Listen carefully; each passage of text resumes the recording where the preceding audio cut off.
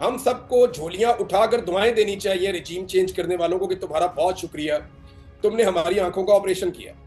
तुमने हमें बताया कि हमारे बाकी बहन भाई किस तकलीफ से गुजरते हैं, किस कर्ब से गुजरते हैं। हमें तो पता ही नहीं था। हम तो इस दर्द को, इस दुख को समझते ही नहीं थे। तो हमें अल्लाह का शुक्र है, अल्लाह रब्बुल इज्जत का बहुत शुक्र है कि हमें समझ आ गई है। तो हमें एक कौम में कन्वर्ट किया है। अब वो मुतालबा नहीं है कि आपने हुकूमत नहीं गिरानी इमरान खान से। अब मुतालबा इमरान खान से ये है कि आपने हमें कुछ नहीं कहना। आप एक तरीकाकार है, उसके ऊपर अमल दरामद कर लें। अदालतों के ऊपर से दबाव खत्म कर दिया जाएगा। जब अदालतों के ऊपर से एस्टेब्लिशमेंट अपना दबाव हटा लेगी तो अदालतें इंसाफ देना शुरू कर देंगी।